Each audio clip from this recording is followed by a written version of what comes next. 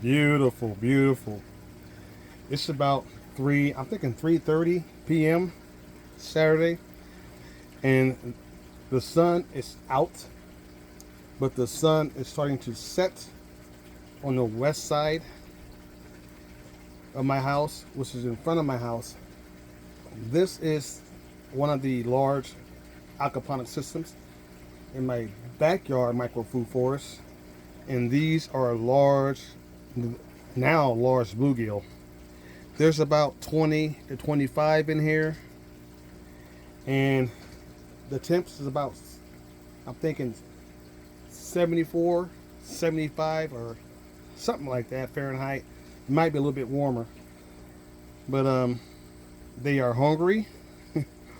So I'm showing you my large bluegill setup in one of my large aquaponic systems in the backyard, and I'm going to be feeding these guys here real quick right before the sun sets, and I'm going to be showing you what's going on in this aquaponic system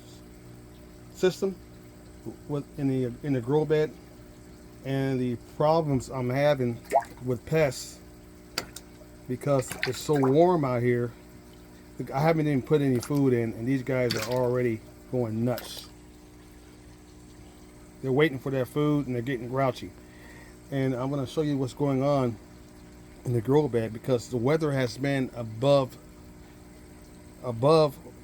temperature what it should be. We're in the high 80s for a while, and the insect pests are going nuts now because this time of year we're normally in the 70s in the daytime and in the 50s at night, and the insect pests are all been decimated because the night temperatures are too low for them to survive in the 50s and the high 40s. So, but that's not happening, and the insects are eating my brassicas, my mustard greens, my cabbage, and the grow bed. They're eating it. Some of them are still growing, but they've been decimating the dark greens in this grow bed because it's been so warm out here.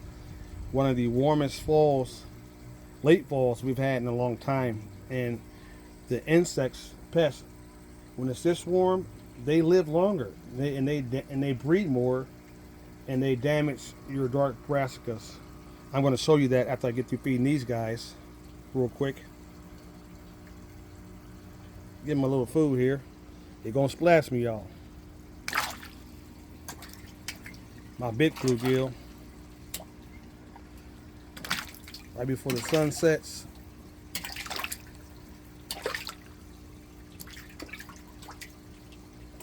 Give them some food.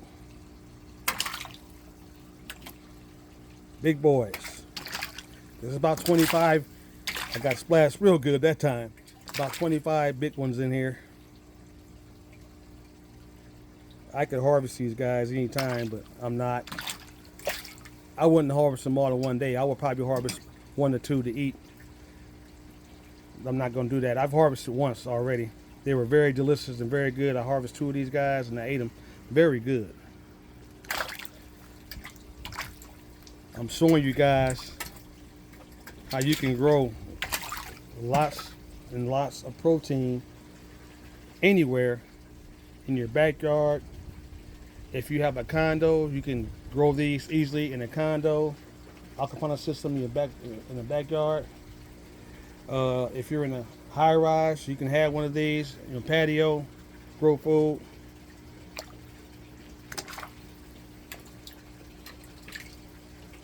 If you're in a desert, you can have this in the desert, grow food. You can grow food anywhere with the aquaponic system. All delicious bluegill you want to eat. Bluegill get from 8 to 10 inches, and they will get up to 14, 15 inches. They will get that big. Delicious eating. Easy fish to maintain because bluegill can handle very cold weather and very warm weather.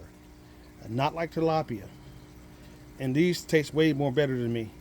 They can handle all extreme weathers. And these guys are getting bigger and bigger. I want these guys to get 13 to 14, maybe even 15 inches. Okay, so we're done feeding these guys. I'm going to show you guys the grow bed that these fish, the waste of these fish are maintaining. Very good natural organic fertilizer. The nitrite, the fish waste, is being converted to nitrate in the filters, and the nitrate is feeding the plants. And the plants are cleaning the water. The water is pumped back up into here, nice and clean. One ecosystem. Beautiful. Big boys down there. Look at these big boys.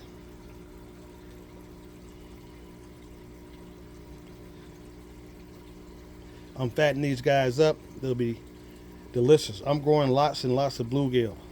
Plenty of protein for me when I need it. In a disaster, I go fishing right in my backyard. Plenty of fish.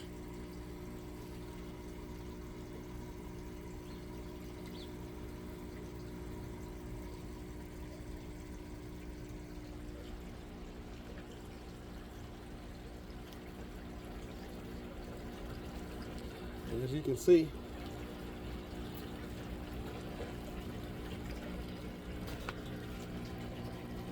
this is what they're growing in this grow bed.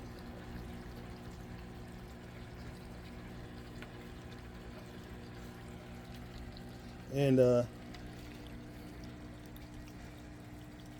these are mustard greens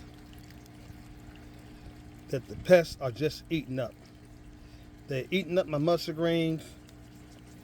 They're eating up my cabbage. Look at that. All these mustard greens right here will be the size of this mustard green. My cabbage should be big. They're just eating them down. Look at that. They're eating them down. And this is the problem. They're eating them down. The pests are eating them down. So, eating holes in them. And this is the kind of problem you have when we have super warm temperatures and the pests are living past what they should be, and they're getting hungrier. And what's happening is all the other plants are dying, and they're coming in and they're eating all my brassicas, my dark greens. So this one's putting out a new leaf. So hopefully,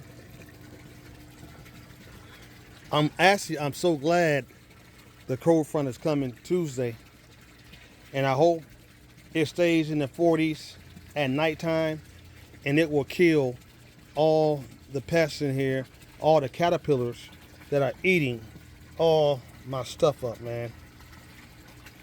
So that's what I'm hoping for, y'all.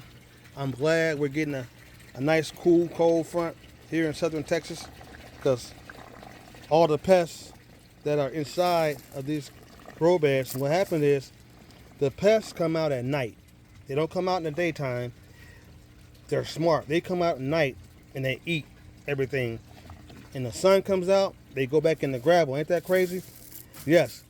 I don't have as much pests as you would have in growing in dirt, but I still have pests in the aquaponics system.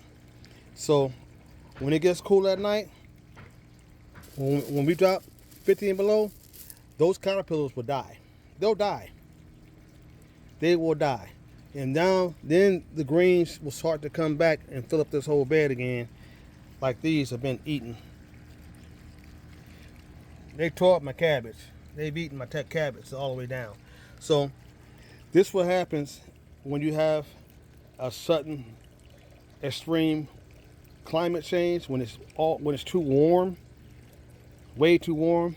It affects your food source. Your food source is messed up, and that's what we're going through with this climate. I'm not gonna say climate change. We can't say that. This weather, I already said it. This weather change we're having, it messes up everything. So that's what I'm going through. So I'm looking forward to the cool front coming through on Tuesday. So until next time, grow some food. At the end of the day, ain't nobody gonna come to save us. We gotta save ourselves.